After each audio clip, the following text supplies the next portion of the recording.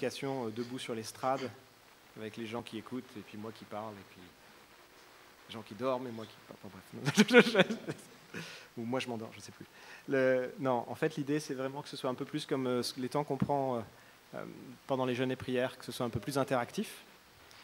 Le Seigneur m'a vraiment mis à cœur, en fait, pour cette semaine, eh bien qu'on puisse aller ensemble dans la parole, qu'on puisse plonger dans la parole et aller chercher finalement la manière, des exemples en fait, de comment en fait, dans la parole, les personnes qui nous ont précédés ont loué le Seigneur. Quels mots ils ont utilisés, comment ils le faisaient. Donc je vous propose qu'on prenne quelques exemples ensemble et que cela aussi nous exhorte, puisse nous servir d'un point de vue très pratique. Donc ça ne va être pas que théorique, c'est aussi pratique. Que ça puisse aussi nous servir dans notre louange personnelle. Que ce soit pendant qu'on prie, que ce soit pendant qu'on loue. Je ne suis pas assez fort, c'est ça ? Je peux me rapprocher comme ça s'il faut. C'est mieux là ? Oui, ça doit être ça. D'accord. Donc je vais me rapprocher un peu. Hop et là. On va essayer comme ça. Ouh, c'est tout petit du coup. Voilà, c'est là. On va faire comme ça, et puis on verra après. Ouais, du coup, que ça puisse également nous servir dans nos temps de louange personnelle ou nos temps de prière. En fait, je sais pas pour vous, mais souvent, en fait, quand on se retrouve à vouloir se remettre devant le Seigneur pour prier, il y a des fois où c'est très fluide et où les mots viennent tout de suite et où on a l'impression que c'est une évidence. Il y a d'autres fois où c'est plus compliqué. Et que ce soit quand on est tout seul dans sa chambre ou que quand on est en groupe. Et des fois, on aurait envie de dire des choses au Seigneur, mais ça reste bloqué un peu. On ne trouve pas forcément la bonne manière de le dire, on ne trouve pas les mots justes. Et en fait, je pense que ce qui peut nous aider, c'est qu'effectivement, dans la parole, il y a plein d'exemples de prières, il y a plein d'exemples de louanges vers Dieu. Donc on peut aller puiser là-dedans. On peut également aller puiser dans les chants de louanges. Ces chants, en fait, il y a deux types de chants de louanges. Il y a des chants de louanges qui sont soit complètement, littéralement la parole, avec de la musique derrière, mais c'est complètement et littéralement du texte biblique. Soit sinon, c'est des chants qui en fait ne sont pas forcément bibliques si on prend le texte, mais qui sont clairement inspirés de Dieu et qui en fait sont tournés vers Dieu. Et on échangeait cette semaine, d'ailleurs sur un thème, c'est un chant qu'aime beaucoup Sarah, d'ailleurs, qui s'appelle « Mon encre et ma voile ». Vous connaissez ce chant « Mon encre et ma voile » On l'a chanté, ça fait 10 ans, 15 ans qu'on chante ce chant, on n'arrête pas de le chanter, il est magnifique. Et en fait, je me faisais la réflexion qu'en fait, il y avait mon encre et ma voile, soit mon encre et ma voile. En fait, si on regarde dans la Bible, il n'y a pas de référence à mon encre et ma voile quand on s'adresse au Seigneur. On l'appelle jamais mon encre et ma voile dans la Bible. Alors pour moi, j'étais persuadé qu'il y a d'autres paroles de ce chant qui sont très bibliques, mais ce refrain ne l'est pas. Et puis en allant plus loin, je me suis quand même aperçu qu'effectivement, dès qu'on parle de bateau dans la Bible, ça ne se passe jamais très bien. Il y a Paul qui échoue, il y en a un qui se fait attraper par une baleine. Enfin bref, le bateau, faut pas trop prendre le bateau en fait dans la Bible. Voilà. Il y a même Pierre, il essaye de descendre du bateau. Enfin bref, voilà. Je ne vais pas vous faire un dessin, vous connaissez les histoires. Et donc finalement, je me suis dit tiens, c'est quand même marrant de prendre une métaphore marine comme ça, mon encre et ma voile, alors qu'en fait dans la Bible, c'est pas très marrant en fait. Après, évidemment, le sens du fait que le Seigneur soit notre ancre, on voit ça dans Hébreux. Dans Hébreux, il y a quand même un passage qui dit que l'ancre, c'est notre espérance. On doit être ancré, que notre espérance nous ancre dans le Seigneur. Il y a cette formulation. Alors je ne sais pas si c'est une traduction française, je ne sais pas si le verbe ancrer est vraiment utilisé comme ça dans les autres langues. Mais bon, ça a quand même cette notion. Bon, il se trouve que le verset d'après parle du voile, mais il parle d'un voile qu'on déchire, donc je ne suis pas sûr du tout que ce soit un voile de marin non plus. Donc voilà, c'est pour vous dire les limites des fois qu'il faut faire entre le parallèle du chant. On se dit, ah, mon encre et ma voile, c'est hébreu. Non, pas tout à fait quand même. Voilà. Mais voilà, du coup, je vous propose quand même de prendre d'aller plonger un peu dans la parole, et puis d'aller regarder un peu comment ça peut nous aider à construire tout ça. Parce qu'évidemment, alors à part certains qui sont très très aguerris dans la louange ou dans la prière, et ça sort toujours tac comme ça, là si je fais 3 accords, est-ce qu'on fait un chant de louange là, on y va ? C'est parti, vas-y, louez le Seigneur. Allez, Kim, tu triches.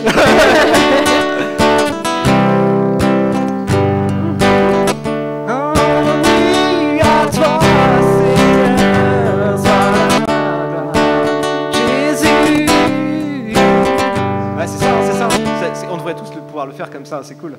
Mais après, c'est... Bon, là, on triche un peu, parce que Kim, elle fait ça tout le temps. C'est une bénédiction, merci Kim. C'est de la triche, parce que je savais pas que tu serais là, et du coup, je me disais que personne allait dire, tout le monde allait faire « Oh non, oh non !» Et comme tu l'as fait spontanément tout à l'heure, je me suis dit « Ah, ça. » C'est une bénédiction, merci. Merci Seigneur, merci pour ce don merveilleux que tu nous donnes. Et c'est la même chose pour la prière. Je pense qu'il y en a certains ici, sans les citer, si je leur dis priez, et bon, ça sort tout seul. Il y en a d'autres, c'est plus compliqué. Vas-y, toi tu pries. Pas sympa. Voilà. Mais voilà, après, il faut se méfier parce que des fois, ces automatismes qu'on peut avoir, des fois, ils peuvent aussi nous, finalement, cacher une petite négligence qu'on peut avoir. Vous savez, c'est comme les chants qu'on prend le dimanche ou les prières qu'on fait à table. Je vois avec les enfants, on prie à table et très souvent, ça se transforme en « Merci Seigneur pour ce repas, Amen ». C'est fait. Voilà, c'est un peu pareil. Voilà, ce qui était rigolo, c'est que quand Pauline était un peu plus petite, du coup, à chaque fois qu'on lui demandait de prier, elle disait « Merci Seigneur pour ce repas, Amen ». Peu importe le moment de la journée. Voilà, donc ça, elle avait très fort. Ça, c'est vraiment le truc pour lequel elle est reconnaissante du Seigneur, sans doute. Voilà. Mais c'est ça, il faut se méfier de ça aussi. Parce que du coup, des fois, dans nos prières... Moi, je sais qu'à un moment donné, je me suis interrogé, et je m'interroge toujours des fois, je sais que j'ai un tic de prière. Je dis toujours, dans le nom puissant de ton Fils Jésus, Amen. Je finis toujours mes prières comme ça. Et il y a des fois, je prends conscience de ça, je me dis, ah non, j'ai pas envie de dire ça aujourd'hui, je vais essayer de me... Ça sort tout seul. Mais voilà. Et c'est pareil pour les chants de louange. Il y a des fois, on chante le chant, on se dit, ah ouais, Hosanna, je le connais par cœur. Ouais, je peux le chanter les yeux fermés, sur un pied, debout, 14 tonalités. Ça n'existe pas. Mais voilà, bref, on peut faire ça. Et du coup, il faut faire aussi attention à ça. Il y a d'un côté, effectivement, des fois, c'est dur de trouver les mots, donc on va essayer de regarder ça. Puis de l'autre côté, de regarder aussi peut-être des chants qu'on connaît, ou des passages bibliques qu'on connaît. Ça va être un peu le défi. Et de voir si on a bien saisi le passage biblique. Dans le psaume qu'on a pris tout à l'heure, donc vous vous souvenez qui était le psaume... Ah, ils sont super forts. Le psaume 63, il y avait un chant caché dedans, dans ces versets. Non, vous ne l'avez pas ? Non, parce que vous n'avez pas retenu, mais vous pouvez tricher et prendre vos Bibles. Ça marche aussi comme ça. C'est un vieux chant. Ah ouais, oh il a au moins... Non, il est vraiment vieux, j'avoue. Oui, il est vrai. En plus, il y a une version... il y a plusieurs versions de ce chant, même. Mais c'est vraiment un vieux chant, il est dans les psaumes. Vous l'avez ou pas ? Le chant qui est dans le psaume 63 au début, versets 4 à 5, par exemple. Ah, il y a celui-là, mais c'est pas celui-là. Monte d'un verset.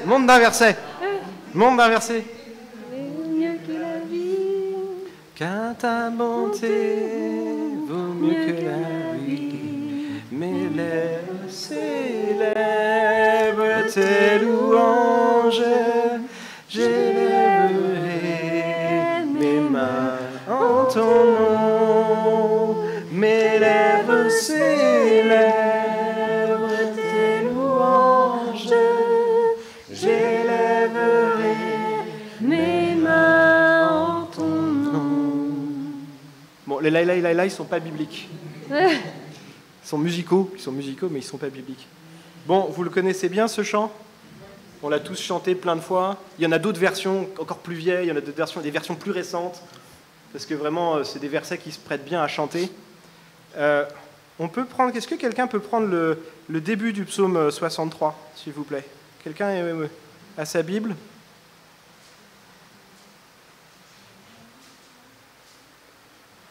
Qui veut bien prendre le début du psaume 63 ? Vas-y, Gabriel. Mon Dieu, tu es mon Dieu, c'est toi que je recherche. Mon âme a soif de toi, mon corps même ne cesse de languir après toi, car tu es une terre aride, desséchée et sans eau. C'est pourquoi, dans ton sanctuaire, je te contemple, considérant ta puissance et ta gloire, car ton amour vaut mieux que ta vie. Aussi mes lèvres chantent sans cesse tes louanges. Ouais, non, tu peux t'arrêter là. Quelqu'un a une autre version ? Toi, tu devais être en Summer, non, c'est ça ? En Summer. Summer, quelqu'un a une autre version ? En second, peut-être ? Parce que du coup, les paroles sont celles de la seconde, je pense. Ou second, ouais. Les deux. Ô Dieu, tu es mon Dieu, je te cherche. Mon âme a soif de toi. Mon corps soupire après toi. Dans une terre aride, desséchée, sans eau. C'est pourquoi je t'ai contemplé dans le sanctuaire pour voir ta force et ta gloire. Car ta bonté vaut mieux que la vie. Mes lèvres célèbrent tes louanges. Ainsi, je te bénirai toute ma vie. Je lèverai mes mains en faisant appel à toi. Amen. Amen. Et moi, du coup, dans ma version, au psaume 1, il dit psaume de David lorsqu'il était dans le désert de Juda. Et du coup, le contexte est intéressant parce qu'en fait, les psaumes David a écrit beaucoup de psaumes. Il en a écrit au moment où il était roi, il en a écrit avant qu'il soit roi. Et il en a écrit également quand il était pourchassé par Saül. Il a écrit quand il était entouré d'ennemis, qu'il n'avait pas à boire et pas à manger. C'est ce qu'on est en train de dire. Hein. Et qu'en fait, finalement, il avait soif, effectivement. Il avait soif de Dieu, mais il avait aussi soif tout court. Il n'y avait pas d'eau, c'est le désert. Et à ce moment-là, en fait, il se met à genoux. Il met les 2 genoux dans la terre et il dit « Car ta bonté vaut mieux que la vie ». À ce moment-là, en fait, je ne sais pas ce que ça vous évoque, mais c'est un cri, quoi. C'est un cri. Alors c'est vrai qu'on a pris cette habitude et cet automatisme de le chanter comme un chant très sympathique, parce que les paroles ont l'air sympathiques. Parce que la bonté, en français, peut-être aussi, cette notion de bonté, la manière dont on exprime bonté, je ne sais pas en anglais, Jason, mais je sais que bonté en français, souvent, c'est un peu sympathique.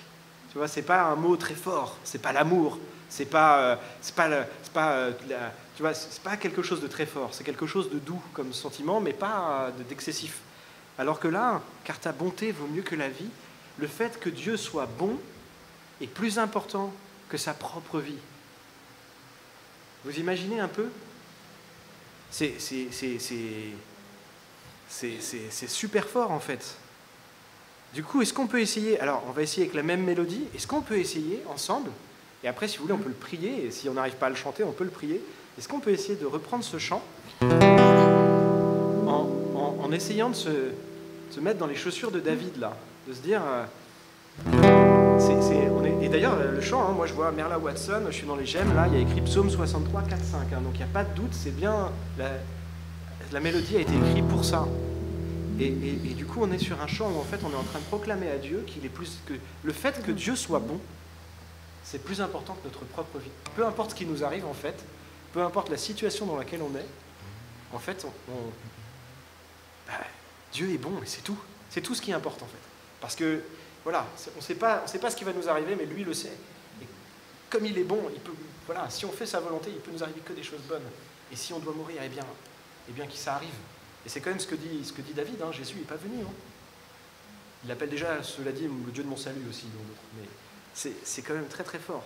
Et juste pour qu'on sorte de cet automatisme, est-ce qu'on peut essayer de reprendre ce chant, car ta bonté vaut mieux que la vie, en mettant cette intensité, en essayant de proclamer vraiment au Seigneur, on peut le faire individuellement, on va le faire collectivement, que le fait qu'il soit bon est plus important. C'est ça la chose la plus importante dans notre vie. Car ta bonté vaut mieux que la vie, car ta bonté vaut mieux que la vie. Mes lèvres célèbrent tes louanges, Seigneur. Mes lèvres célèbrent tes louanges. J'élèverai mes mains en ton nom. Mes lèvres célèbrent tes louanges. J'élèverai mes mains en ton nom. Est-ce que quelqu'un veut bien prier pour ça? Est-ce que quelqu'un veut bien prier pour ces paroles?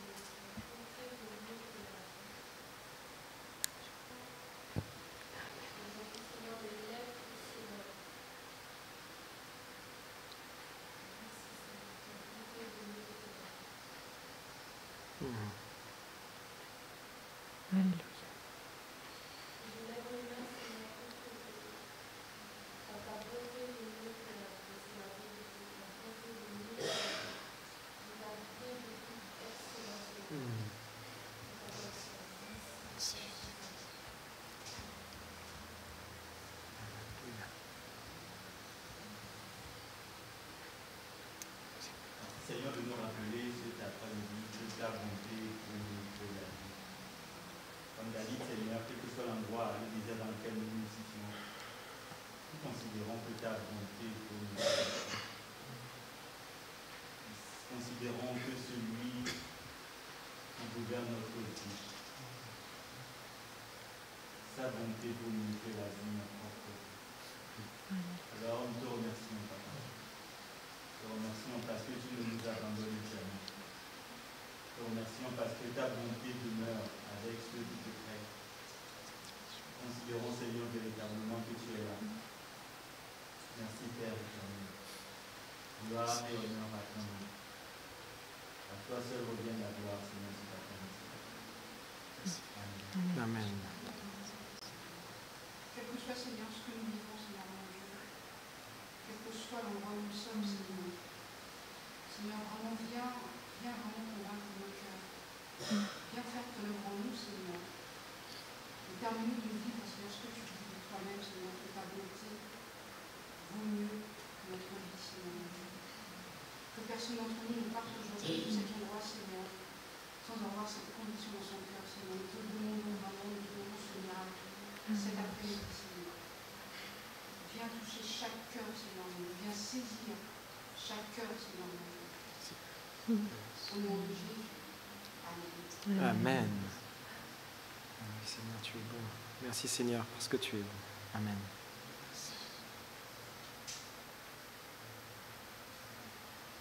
Il ne faut pas qu'on soit trop dur avec nous-mêmes, hein.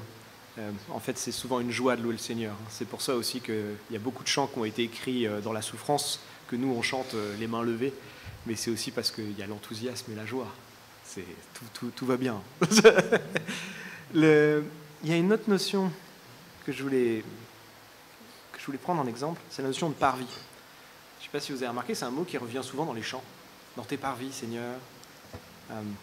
Les parvis de Dieu. Ça, c'est une notion intéressante, enfin, moi que je trouvais intéressante parce qu'effectivement, on la voit beaucoup dans les chants, on la voit assez peu dans les prédications. J'ai jamais vu une prédication qui écrit le parvis de Dieu, les pavés de Dieu, la cour de Dieu. J'ai pas vu ça. Pourtant, on pourrait en faire une, je pense. En fait, les parvis de Dieu, ce qu'on voit souvent, mais peut-être on va prendre la parole pour ça. Est-ce que quelqu'un a le psaume 84 au verset 3 dans sa Bible? D'accord. Quelqu'un?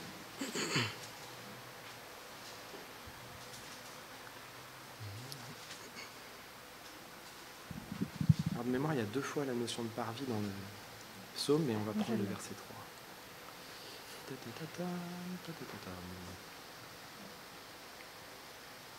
Quelqu'un là?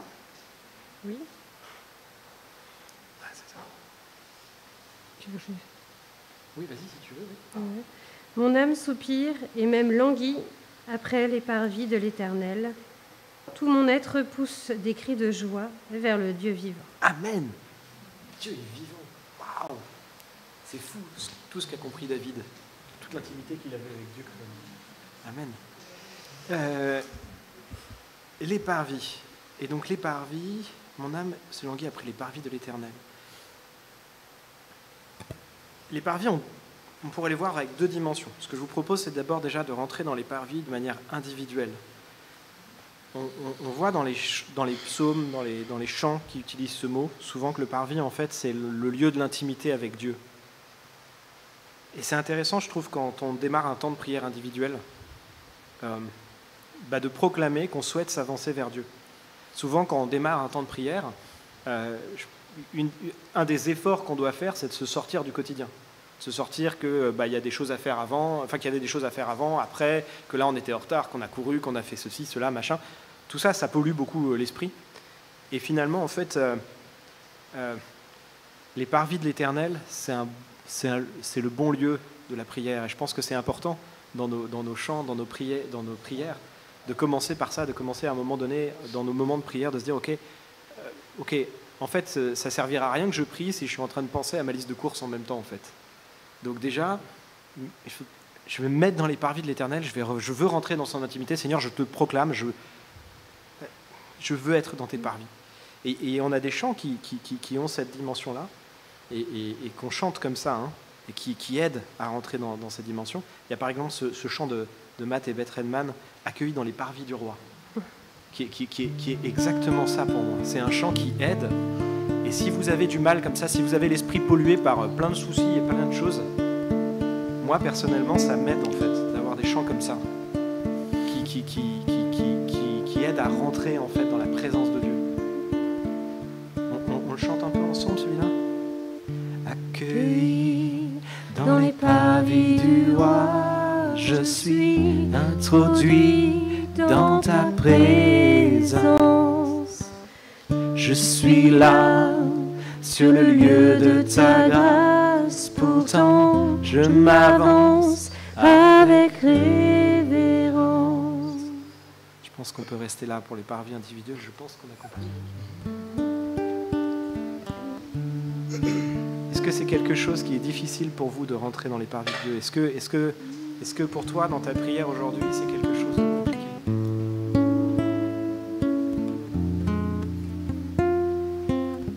Si ça n'allait pas, eh bien, bénis le Seigneur. Parce que ça veut dire que tu as déjà une bonne intimité avec le Seigneur, que c'est facile de switcher off le monde. Alléluia. Prions pour ça. Seigneur, nous cherchons tes parvis, nous cherchons ta présence, Seigneur. Nous cherchons ce lieu, Seigneur, où nous pouvons venir à toi. Nous pouvons venir, eh bien, comme tes serviteurs devant le roi.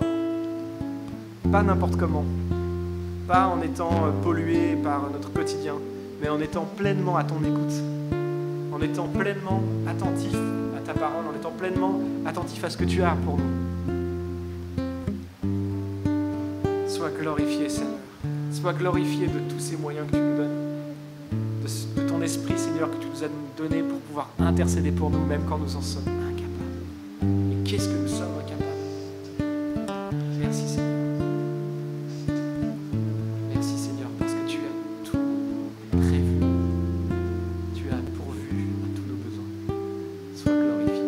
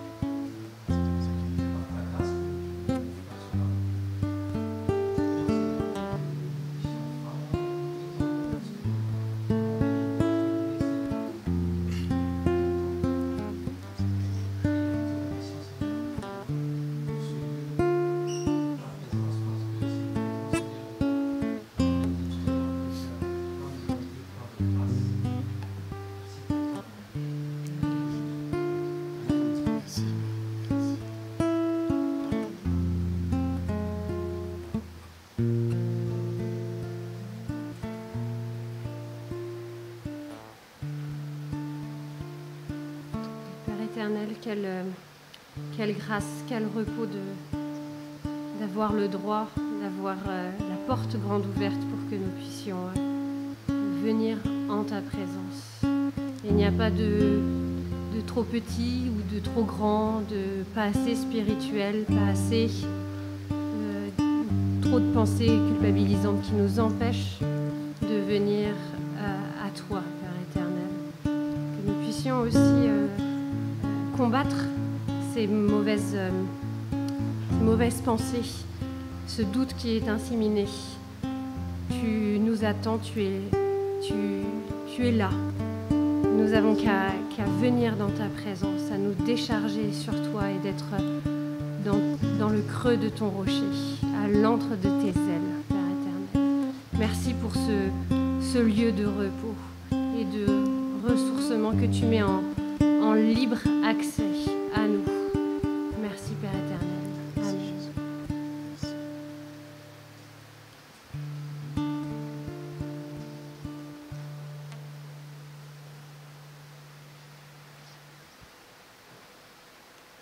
Waouh, merci Seigneur, merci pour ta présence parmi nous, Seigneur. Je vous le disais, il y a une dimension individuelle du coup au parvis et il y a une dimension également collective. Je l'ai dit tout à l'heure parce que ça sort tout seul, c'est un automatisme. Le Seigneur, il est dit dans le psaume 22, verset 4, « Pourtant tu es le Saint, tu sièges au milieu des louanges d'Israël. » Et oui, l'endroit où le Seigneur siège, c'est dans nos louanges. Et c'est là où il y a cette dimension collective qui doit s'inscrire. Nos moments de louange collectif, c'est ces moments en fait où on met EBE face à Dieu. On peut avoir nos moments de prière individuels où on est en intimité avec Dieu. Le moment où l'Église, où nous retrouvons dans l'intimité de Dieu, c'est la louange, c'est l'adoration. Même dans nos prières, si vous avez déjà fait de la prière libre ensemble, c'est là que vous vous rendez compte que oui, c'est ce qui ressemble le plus à de la louange en fait. C'est de la louange improvisée en fait. Et c'est là que collectivement nous rentrons dans la présence de Dieu. Et donc du coup, le fait de louer ensemble, ça nous permet aussi également vraiment d'avoir ce cœur de l'Église, les uns avec les autres, tous tournés ensemble vers Dieu. Ces moments, il ne faut pas les rater parce qu'ils sont très importants. Et croyez pas que votre rapport est négligeable. Parce qu'il y a des fois où en fait, vous allez venir fatigué et c'est vous qui allez ressortir de la louange en disant « Waouh, ça m'a fait du bien ». Wow, merci Seigneur, tu m'as touché pendant ce moment de louange et j'ai été. Mais la fois d'après, quand vous allez bien, allez-y quoi. N'hésitez pas à louer le Seigneur parce qu'il y a peut-être votre frère ou votre sœur à côté qui est dans l'état que vous étiez avant et qui a besoin de vous en fait, et qui a besoin de vous pour faire vivre cette louange. Pour moi, le groupe de louange, c'est pas les gens qui sont ici. Ça ici, c'est les chantres. Hein. Nous, on est là, on est les outils. On est les outils pour donner la mélodie, donner la note, choisir la musique. Voilà, c'est ça qu'on fait. Mais la louange, c'est la responsabilité collective de l'Église. Et en fait, quand on va dans une assemblée, d'ailleurs, on le ressent. Hein, quand vous allez dans une assemblée qui loue, où il y a une vraie réalité de la louange, vous sentez la présence de Dieu. Si vous allez dans une assemblée où il n'y a que les gens qui jouent à la musique là et l'assemblée écoute, c'est plus compliqué. L'équipe de louange peut essayer de faire son max, mais c'est pas l'Église. Et donc c'est pour ça qu'effectivement, autant la prière, dans la parole, tous les exemples sont la plupart du temps de la prière individuelle et de la relation avec Dieu, du cœur à cœur avec Dieu. Eh bien, ce cœur à cœur qu'on vit d'église avec Dieu, il est dans la louange. Et c'est pour ça que David, vraiment, dans ce psaume 22, qui est un psaume très très fort, vient à un moment donné rappeler qu'il siège au milieu des louanges d'Israël. Il ne dit pas au milieu des louanges des Lévites. Il ne dit pas au milieu des louanges de celui qui a la lyre. Non, c'est au milieu des louanges d'Israël. C'est tout son peuple qui le loue. Et aujourd'hui, son peuple, c'est nous. Donc aujourd'hui, on pourrait dire, tu sièges au milieu des louanges de BE. Amen. C'est ce qu'on souhaite. Et du coup, on était dans un temps méditatif. Je vous propose du coup de prendre cet autre chant qui parle de parvis, qui est plus joyeux, beaucoup plus joyeux. On va prendre juste le refrain parce qu'il parle de lui-même. C'est un jour dans tes parvis. Un jour dans tes parvis. Moi, je me souviens quand je suis arrivé à l'église, c'était un chant, on le chantait 1 semaine sur 3 pour démarrer le culte. Et je trouve ça génial parce qu'en fait, ça te met dedans direct. Tu dis, waouh, t'es fatigué et tout. Et tu dis, un jour dans tes parvis, vaut mieux que mille ailleurs. Seigneur, tu nous unis, nous sommes frères et sœurs. On le reprend tous ensemble.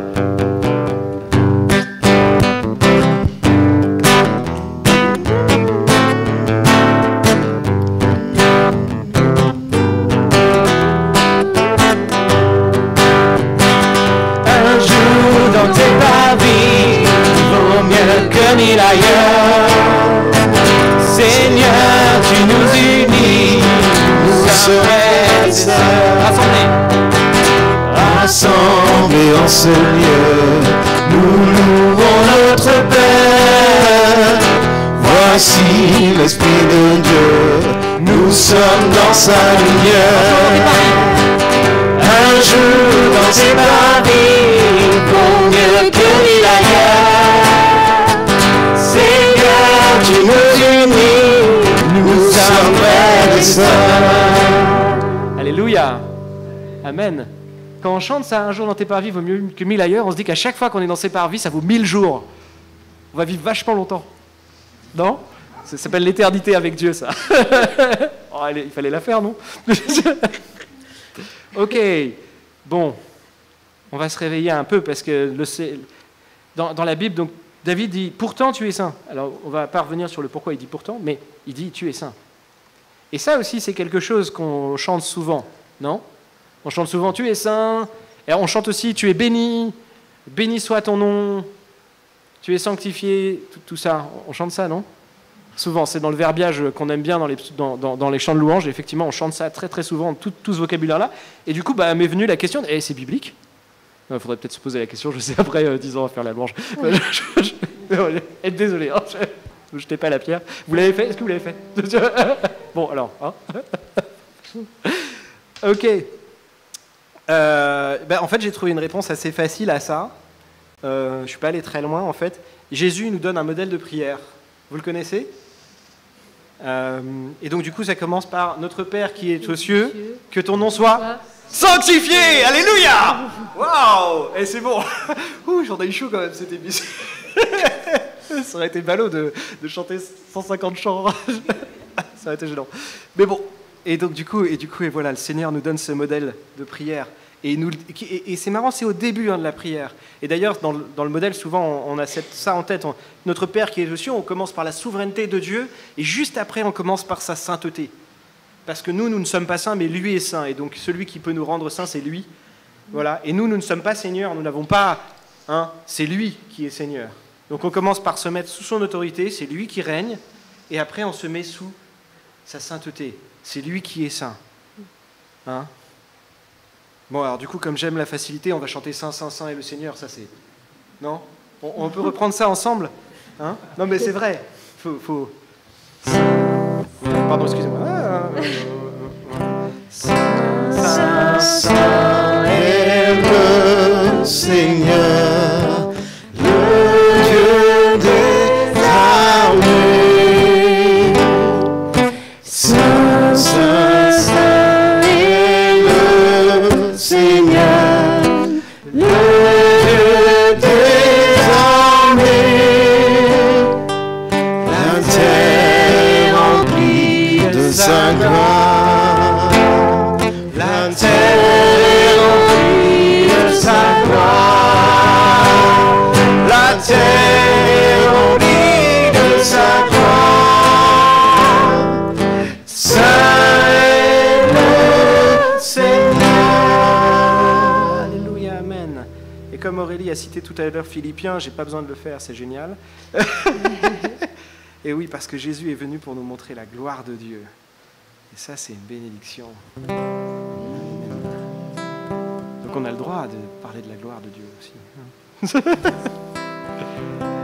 Et un dernier exemple pour finir, avec peut-être une lecture un peu longue, mais on n'a pas beaucoup lu en fait quand même. On va se le permettre. En fait, comme je vous le disais, moi, ce que le Seigneur m'a vraiment mis à cœur, c'est que ce soit aussi pratique. Que ce soit pratique pour nous tous de se rappeler qu'en fait, il nous a donné des chants, pas uniquement pour le louer, mais également pour... S'il a inspiré ses chants, il a donné des paroles à des gens de la manière dont il voulait qu'on le loue. C'est aussi dans notre louange personnelle, c'est aussi dans nos prières. Donc, il ne faut pas hésiter à aller vous appuyer là-dessus, surtout quand c'est pas le bon moment pour vous de prier.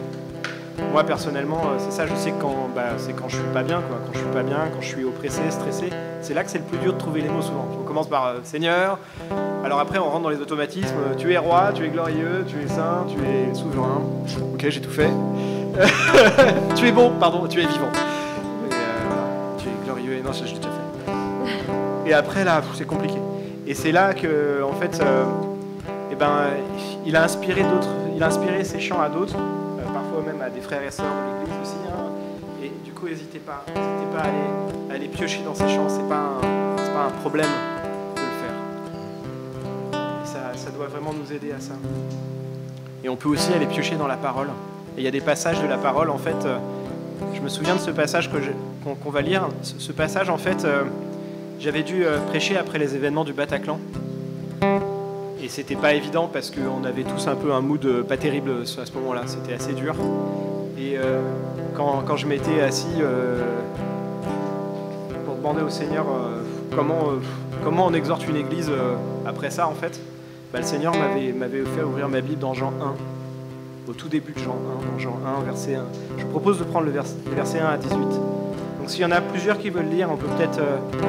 il y a 18 versets, donc ça dépend combien vous êtes à lire. Si vous êtes 6, vous en prenez 3. Si vous êtes 3, vous en prenez 6. Commencez, si quelqu'un peut commencer à lire Jean 1. Et puis, je pense que ça resitue bien pourquoi nous sommes là aujourd'hui. Ça resitue bien quel est pourquoi on loue le Seigneur. Pourquoi même dans les moments les plus sombres, dans les moments d'obscurité, eh bien, on loue le Seigneur.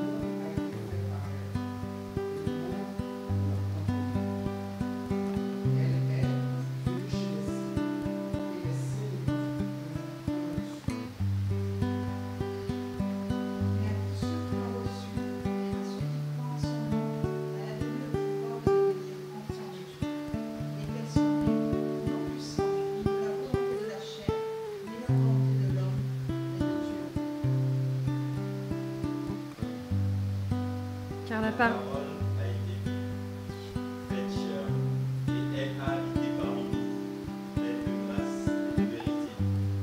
Et nous avons contemplé sa gloire, une gloire comme la gloire du Fils venu du Père.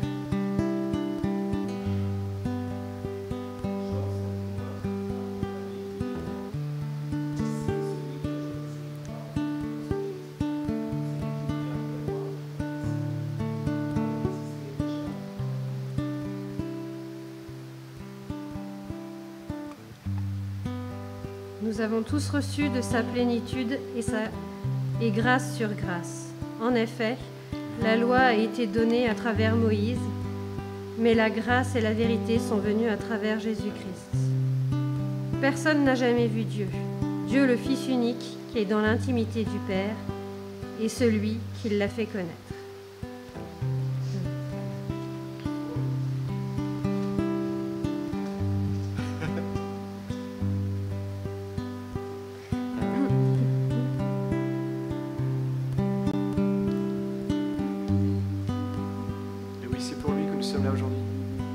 C'est par lui que nous sommes là aujourd'hui. C'est parce que Jésus est la parole de Dieu. C'est parce que Jésus est la lumière, la véritable lumière, qui en venant dans le monde éclaire tout homme.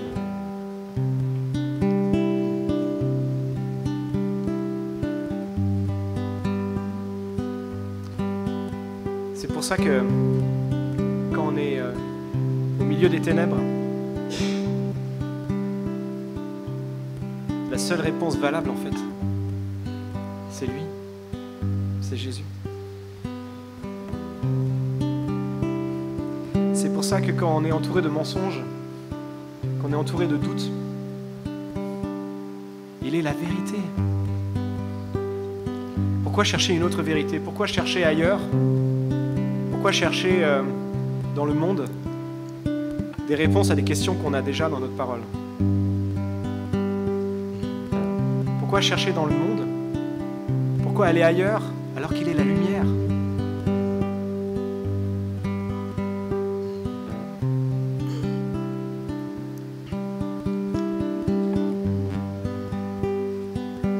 Je vous invite à prier. Oui, Seigneur. Seigneur, tu nous as donné ton Fils unique, pour nous révéler à toi, pour te révéler à nous, pour vraiment que nous puissions rentrer dans ton intimité, pour que nous puissions être réconciliés avec toi. Quand nous sommes perdus, quand nous sommes loin, toi, tu es toujours avec nous.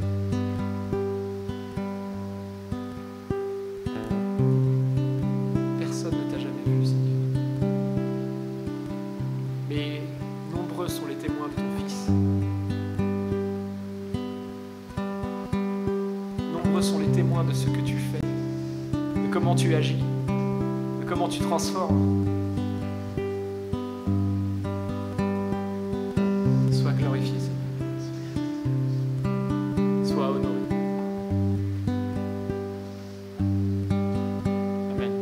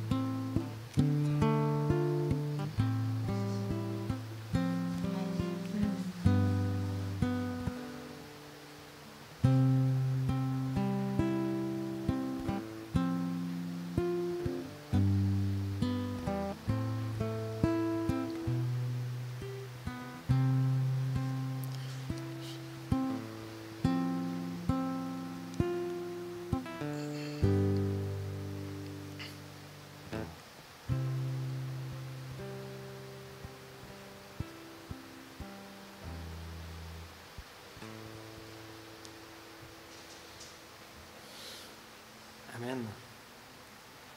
Je vous propose maintenant de chanter ce passage. Christ est la lumière. Il est la lumière du monde.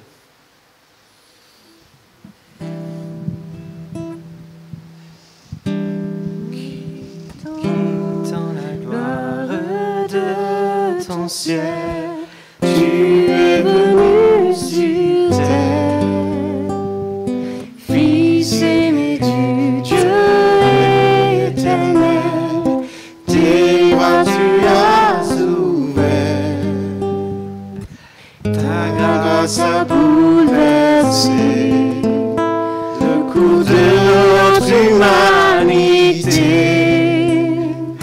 Nous crions ensemble, victoire, Christ est la lumière du monde, que sa gloire couvre la terre, puissance infinie qui libère, ton nom est saint, il est saint, il